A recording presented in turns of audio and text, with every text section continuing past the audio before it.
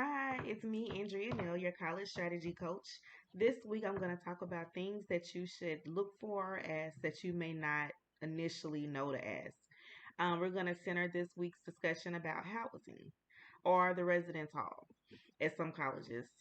So, one of the things that you should either look on the website um, to see, or if you have the opportunity to speak to a representative, ask if they have a housing requirement, a living requirement, meaning that you have to stay on campus for a certain number of years or semesters, or there may not be housing once you reach a certain classification. So, for example, at Morgan State, all freshmen, the only housing that's available are to freshmen. Once you become a sophomore or junior or senior, there's no housing options for you. You have to seek housing off campus.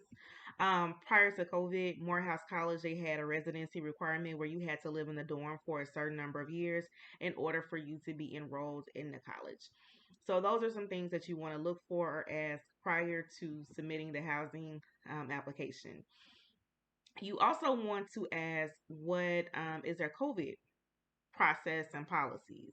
So, for example, do they have to be tested every week, every couple days? What happens if you test positive? What happens if someone on your floor or a friend tests positive? How does that affect visitation? Another thing that you want to look for or ask, most likely ask because this typically isn't advertised in a handbook or on the website, is what happens in the event of a safety or security issue. So, for example, if a pipe breaks, do they relocate to another dorm? Do they have the students relocate to a hotel? Do they provide transportation, etc.? If there is an active shooter on campus or something like that, what happens? Um, Active shooters on college campuses have been down for the last 2 years, obviously due to COVID. But that's still something that prior to COVID was a frequent thing that happened. So you just want to ask those questions. Um, and also, if you looked into housing requirements, like if you have to stay on campus if you're a freshman, or what housing is available once you become an upperclassman in the last 2 to 3 years, you want to go back and check because COVID has changed a lot of ways that colleges and universities are doing their housing. You want to see if there is a meal plan requirement if you stay in the dorm. Most colleges will require you to have a minimum meal plan if you reside in the residence hall. I know a lot of people don't like that. That's the reason why some people decide to move off campus when they're able to. But again, you want to figure that out because that may affect financial aid. Something else that you may want to look into, or I recommend strongly that you look into, is can students stay in the residence halls during break? I know some colleges will have a fall break, traditionally formerly known as a Thanksgiving break. Then classes will reconvene, and then you're out for winter break. And Thanksgiving fall break may be a week or two or a few days, and so you want to see if your student, or if you are a student, if you can stay in the dorms during that time, if you can't afford to go home and then come back.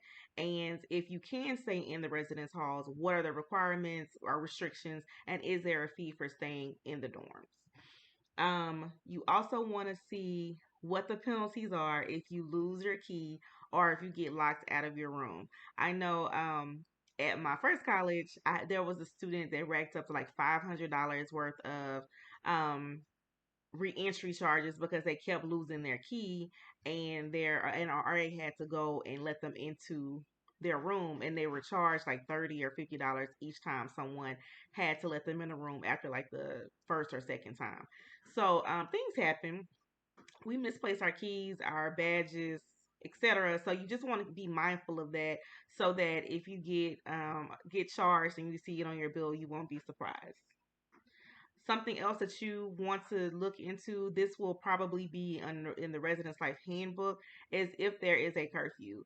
Some people don't care about that. A lot of people do care about that, and a lot of people don't look at that before they select on on campus housing, and then they're shocked when they have to be in at a certain time or their visitors have to leave at a certain time. So just check that out to determine if that's a deal breaker for you or for you to at least know what the requirement is. You also want to know possibly if you can bring a car. Some colleges, I know when I was in college, like freshman, well, all of my colleges that I attended, you can bring a car, but I know some colleges back when I was in school, not too long ago, freshmen could not bring cars. Times have changed, even though it hasn't been too long ago. But you just want to check that if you have a car. Let's see.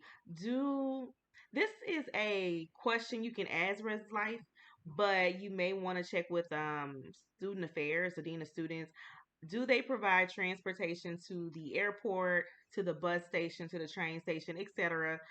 If you need to fly home for, one of the breaks, a family emergency, etc. That is very, very important. Oftentimes students just say, "Oh, somebody will take me from the school." Whether it be a roommate or they feel as though they may meet friends or something, and you may just go ahead and ask that question ahead of time. If the school is like, no, we don't provide transportation, at least you know you need to come up with a plan A, B, and C to get home. I think that's about it for this particular video. Look out, make sure you subscribe, you like, and you share, and I will see you next week. Thank you.